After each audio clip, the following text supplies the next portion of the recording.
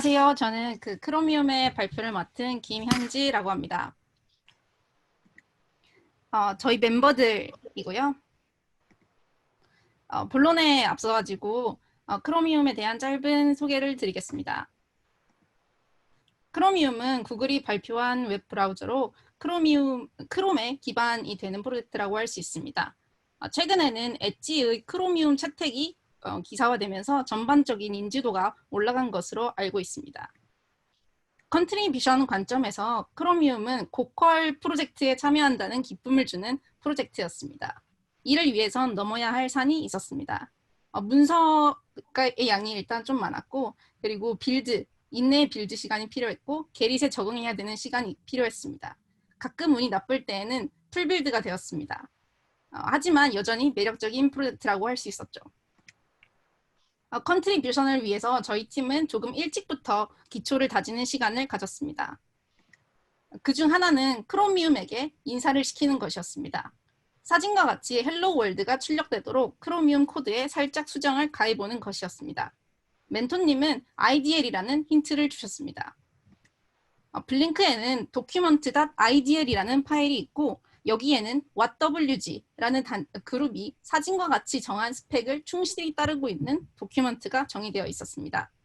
저희는 도큐먼트가 스펙에 없는 인사를 하도록 하는 게 목적이었으니까 바로 이 document.idl 파일을 수정하면 되었습니다. idl 파일에 domstring sayhello라는 함수를 추가하고 cpp 파일에 body를 구현하면 자동으로 v8 바인딩 콜백 함수가 생성됐고 저희는 개발자 콘솔에서 sayhello를 호출할 수 있었습니다. 발대식 뒤풀이에선 멘토님이 라이프 오브 어 픽셀이라는 발표를 강력하게 추천해 주셨습니다. 이미 본 멘티들도 있었습니다. 웹 컨텐츠가 화면에 표시되는 걸 렌더링이라고 하는데 그 렌더링이라는 것을 하나의 뭔가 관념적인 것으로 뭉뚱그리지 않고 내부 단계를 브레이크 다운 시켜주는 그런 강의였습니다. 작은 코드 기어가 렌더링이라는 큰 맥락에서 어디에 위치하는지 전체적인 관점을 갖는 데 도움이 되었습니다. 준비 운동을 끝내고는 본격적인 기어에 들어갔습니다. 규모가 좀 큰 리팩토링 이슈가 하나 있었습니다. 매크로를 플레인 코드로 변경하는 것이었는데 난이도는 낮았지만 누군가는 해야 하는 것이었기에 저희가 많이 했습니다. 해당 이슈에는 저희 팀원들의 PR 레퍼런스가 주렁주렁 달리게 되었고 PR 루틴을 여러 번 반복하면서 게리 시스템에도 익숙해지는 연습이 되었습니다. 다른 이슈입니다. 비표준 CSS 프로퍼티 중에는 웹킷 폰트 사이즈 델타라는 게 있었습니다. 이 프로퍼티의 문제는 스펙이 웹킷 쪽에도 존재하지 않고 코드상 파악되는 의도가 있기는 했지만 그 의도대로 동작하고 있지도 않았다는 게 문제였습니다.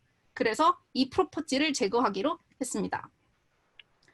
CSS 프로퍼티는 그런데 다른 코드 변경과 달리 웹 페이싱 체인지이기 때문에 버그 픽스 PR보다 조금 더 복잡한 프로세스를 거쳐야 했습니다. 인텐트 투 데프리케이트 제안서의 발송, 그 제안에 대한 코멘트에 대한 대응, 그리고 크롬 플랫폼 스테이터스 업데이트, CSS API 관리자와 블링크 데브 커뮤니티의 LGTM, 이런 작업들이 필요했습니다. 뉴비여서 겪는 권한 문제 때문에 이 과정은 제가 예상했던 것보다 조금 더 굴곡이 있었지만 이런 것도 해보고 저런 것도 해보는 과정을 거치고 마지막엔 코드에 대해서도 LGTM을 받아서 잘 머지되게 되었습니다. 이 메일은 크롬 87 버전에 적용될 거라는 알림인데 표 하단에 있는 빨간색 웹킷 폰트 사이즈 델타를 봤을 때는 좀 뿌듯했습니다. 다른 팀원의 기여도 소개하겠습니다. 자바스크립트에서 스프레드 연산자는 이터러블 객체를 풀어주는 기능을 합니다. 논 이터러블에 이 연산을 적용하면 파이어폭스처럼 정상적인 에러 메시지가 나와야 하는데 크롬은 특정한 케이스에서 P 연산자를 잘못 잡아 잘못된 에러 메시지를 출력했습니다. 버그의 원인은 V8 인터프리터가 스프레드 연산자의 익스프레션 포지션을 잘못 계산하고 있었다는 것이었는데요. 이 원인을 찾는데 팀원분은 굉장히 많은 시간과 노력을 들여야 했지만 결국에는 성공적으로 패치를 할 수 있었습니다. 그리고 이분은 이 경험을 바탕으로 웹킷에도 기여를 했습니다. 동일 이슈는 아니었지만 스프레드 연산자와 관계된 이슈였습니다. 웹킷의 첫 컨트리뷰토 컨트리뷰션이었기 때문에 리뷰어들에게 첫 랜딩을 축하한다는 메시지를 많이 받았는데 그 기분도 굉장히 좋았을 것 같습니다. 멘토님들은 자주 크롬과 웹킷 둘 다 할 수 있다라고 얘기하셨는데 이번 컨트리뷰통 기간 중 집중했던 블링크 엔진 쪽과 웹킷은 특히 유사한 점이 많기 때문에 앞으로 활동하다 보면 종종 두 오픈소스를 오가면서 작업할 수 있을 것 같습니다. 그리고 저희는 저희 모임과 스터디에 대해서도 말씀드리겠습니다. 저희는 매주 토요일 오프라인 미팅과 상시적으로 온라인 미팅도 가졌습니다. 온라인 미팅과 멘토링을 가졌습니다. 코로나에도 불구하고 오프라인 모임에 꾸준히 참석해주는 분들도 있고 대전과 지방에서 매주 올라오셨던 분들도 있습니다. 상황상 온라인으로만 참여하셨던 분들도 있지만 이분들도 모두 열정적으로 컨트리뷰션에 임해주셨습니다. 슬랙과 카톡을 이용해서도 알맹이가 있는 대화가 오갔습니다. 정기 모임에서는 이러한 스케줄로 활동하면서 각자 풀고 있는 문제와 해결 팁을 나누었습니다. 그 중에 한 가지를 공유드리고 싶습니다. CSS 서포트 규칙 확장에 대한 PR 리뷰 세미나였는데요. 서포트라는 것은 괄호 안의 내용이 지원된다면 바디의 스타일을 적용한다는 문법입니다. 다음 CSS 버전 4에 셀렉터 펑션 신텍스를 추가한다는 논의가 있었는데 이 패치는 그 추가 확장에 대한 것이었습니다. CSS 파싱의 종착지는 CSS 트리 생성인데요. 이 규칙을 추가할 때 그 과정에 있는 토크나이징과 컨슈밍 그리고 조작하는 그 두 가지를 조작하는 게 필요합니다.